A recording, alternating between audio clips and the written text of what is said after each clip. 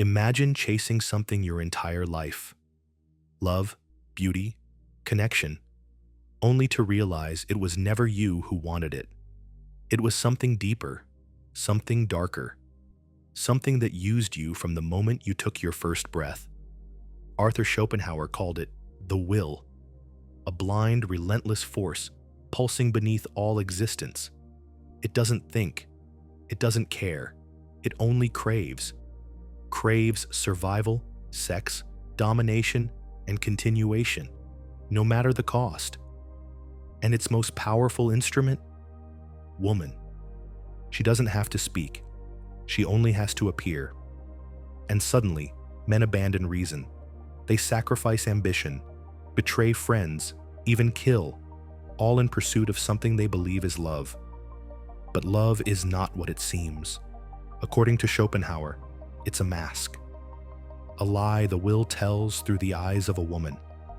And man, the proud builder of empires, becomes its willing slave. This isn't about hate, it's about truth. And truth, in Schopenhauer's world, is brutal. The beautiful woman isn't an angel, she's bait. Her charm isn't innocence, it's strategy. She is the embodiment of nature's cruelest trick, to promise joy while delivering bondage, to seduce the mind while enslaving the soul. And once you see it, you can't unsee it. This is not a war between men and women. It's a war between man and the will. A war he loses every time he kneels before desire and calls it love. Schopenhauer didn't ask us to hate women. He asked us to see them, not as demons, not as goddesses, but as vessels of a force more ancient and manipulative than any human intention. You think you're chasing her, but it's the will that's chasing you, and the only way to win is to stop playing. Everything you do, every ambition, every desire, every moment of craving, isn't truly yours. That's the first wound Schopenhauer delivers. Beneath your thoughts, beneath your dreams, there's a force moving you like a puppet on invisible strings. He called it the will to life. Not your will, the will. A primal, unconscious engine that doesn't care about your happiness, only about its own survival. The will doesn't speak. It commands. It doesn't ask for meaning. It pushes you forward through hunger, through lust, through pain. It isn't rational. It isn't moral. It just wants to continue, to replicate, to persist. Life, in Schopenhauer's eyes, is not a gift. It's a trap, a cycle of endless striving without satisfaction, where every fulfilled desire gives birth to another, and another, and another. You are not the master of your choices. You are the servant of your instincts. The will doesn't whisper. It screams through your bloodstream. It makes you chase things you think you love, only to laugh as you suffer the consequences. It rewards you with momentary pleasure, then drags you back into longing the moment the high fades. It is never done. It never rests. The will to life is what keeps you working when you're exhausted. It's what makes you jealous, desperate, ambitious, angry. It's what pulls you towards sex, even when you know it leads to regret. It's not just in humans. It's in every plant, every animal, every insect. Everything that breathes is a slave to this force. A prisoner sentenced to chase shadows until death offers release. But even death is no escape, because the will continues through the next life, and the next, until someone dares to look it in the face and say no. But few ever do, because most mistake their chains for purpose. She walks into the room, and the air changes. Not because she speaks, not because she commands, but because every man senses, almost instinctively, that something inside him has been awakened. Something ancient, something irresistible, something not entirely his own. To Schopenhauer, woman is not merely a person. She is nature's most elegant trap, a biological masterpiece crafted not for love or companionship, but for continuity. She doesn't need to declare war. She is war. She is the arrow the will fires into the heart of man, and once struck, he forgets himself. His logic collapses, his pride bends, his freedom disappears, and he smiles while surrendering. Her power is not in what she does, but in what she represents. She is the promise of pleasure and the threat of absence. She holds the key to the very thing the will hungers for above all else: reproduction. And so, man kneels, not out of love, but submission to the will's design. His desire for her is not noble. It's not even personal. It's the will disguising itself in his own voice. Schopenhauer saw it with cruel clarity. Woman is the carrier of life, yes, but also of suffering, because every child born through her is another prisoner of existence, another body thrown into the storm of craving, pain, and death. And yet, man chases her, worships her, fights for her, dies for her, never questioning who placed the desire in him to begin with. She doesn't need to understand this power to wield it. Nature uses her all the same. Her softness masks the strategy. Her vulnerability hides the violence of her purpose. She is not your salvation. She is the will's most beautiful lie. And every time you reach for her, you serve the very force that enslaves you. You think you fell in love, that it was your choice, that something deep within your soul recognized hers, and that destiny brought you together. But Schopenhauer would laugh at this, because to him, love is not divine, it's not poetic, it's not even yours. It's a hallucination, a chemical trick played by the will to trap you into fulfilling its one demand: continuation. You don't choose who you love, the will chooses for you. It selects her hips, her eyes, her scent, not for your joy, but for the child she might bear. Every heartbeat, every longing stare, every sleepless night is not romance. It's biology writing its script and making you believe you're the author. You aren't falling in love. You're falling into servitude. Schopenhauer saw through the mask. He understood that what we call love is the will dressing itself in beauty and sentiment to seduce the rational mind. Because if you truly saw what was happening, if you saw the trap, you'd run. But the will is smarter than that. It floods your body with dopamine, clouds your judgment with fantasies, and whispers that this one is different, that this time it's real. And so you abandon logic, you make sacrifices, you surrender autonomy. You become the pawn in a game designed to ensure that your suffering doesn't end with you. It gets passed on. You think you're building a future, but you're only laying bricks in a prison built by instinct. Love, in this world, is not freedom. It is the bait. And once you bite, the will doesn't care how the story ends. It got what it wanted.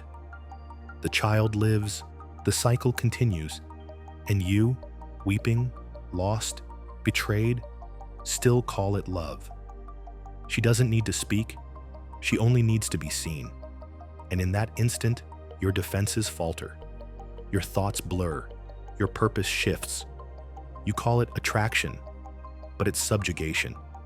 Schopenhauer saw beauty not as art, not as divine design, but as nature's bait, a calculated illusion used to manipulate the male mind into surrender. Her beauty is not for you. It is for the will, sculpted to provoke, timed to peak, and designed to expire. Youth becomes currency. Skin becomes weaponry. Every curve, every glance, every delicate gesture is a signal, not to the heart, but to the instincts. And the man, for all his intelligence, cannot help but bow to it. This is the cruelty of the will. It builds the illusion so well, even the wise mistake it for truth. Men build empires, write philosophy, wage war, but in the presence of beauty, they become obedient. They chase, they beg, they bleed, not for love, not for companionship, but for a fantasy written by forces beneath awareness. Schopenhauer believed that reason collapses under the weight of beauty, because the will has no use for reason. It only wants to reproduce, and to do that, it must override the rational mind. So it decorates the female form with symbols of fertility, exaggerates what is fleeting, and makes men believe that in her, they'll find meaning. But the truth is cruel. Beauty fades, the illusion rots, and what remains is often not love, but regret. A man drained, a purpose forgotten, a mind haunted by what he once thought was real. She never cast a spell. She never forced his hand. She simply existed, and in doing so, awakened the will that was already waiting inside him. The trap was always in his blood. She gives life. That's what they say. That she is sacred because she creates. That motherhood is divine, and that through her, the world continues. But Schopenhauer did not celebrate creation. He mourned it. Because to bring a child into the world is not a miracle. It is an extension of the curse. Every birth is a sentence, a new body thrown into the storm of hunger, desire, sickness, aging, despair. The will rejoices, but the soul begins to rot, and woman, unknowingly, becomes its most loyal servant. She does not see the chains. She only feels the longing, the dream of family, the urge to nurture, the craving to be adored. But behind that tenderness, the machinery of suffering grinds forward. She thinks she is fulfilling her nature, and in a way, she is. But it is not her nature, it is the will's. She is the vessel through which it multiplies, not because she is evil, but because she is chosen.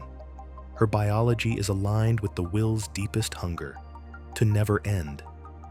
And the man, seduced and captured, plays his part without knowing. He thinks he's creating legacy, meaning a future.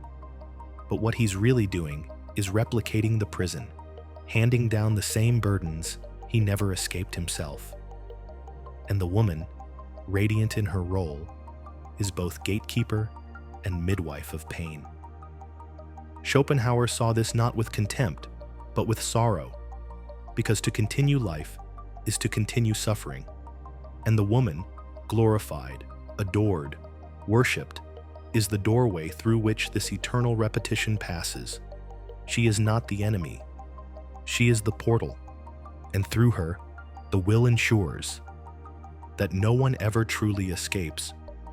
Not you, not your children, not even those yet to come. There comes a moment, sharp, bitter, irreversible, when a man wakes up, not in triumph, but in devastation. The illusion cracks. The stories he was told about love, beauty, purpose, they dissolve. And in their place stands a truth too heavy to bear. He was never chasing happiness. He was chasing his own chains. At first, he resents her, the woman who lured him, the one who smiled while leading him deeper into the trap. He thinks she betrayed him, that she changed, but she didn't. She was always exactly what she appeared to be. It was he who projected dreams onto her face. It was he who mistook biology for destiny, who called his urge sacred when it was merely scripted by the will. This is the tragedy of masculine awakening. Not that women deceive, but that men deceive themselves. They see softness and imagine peace. They see beauty and imagine meaning. They see desire and imagine love. And by the time they realize the spell was self-inflicted, it's too late. The job is taken. The child is born. The soul is caged. Schopenhauer knew that most men never escape. They either die in the illusion or they die from the pain of waking. Because to see the will is to see that everything you once called noble, Your sacrifice, your devotion, your suffering was just nature feeding on your blindness. But in that devastation, there is one final choice. Go mad or go free. To cut the cord, to detach, to stare into the abyss and not look away. Freedom doesn't come through her. It comes through the refusal to need her. And in that refusal, man finally stands, not as lover, not as slave, but as something the will cannot use.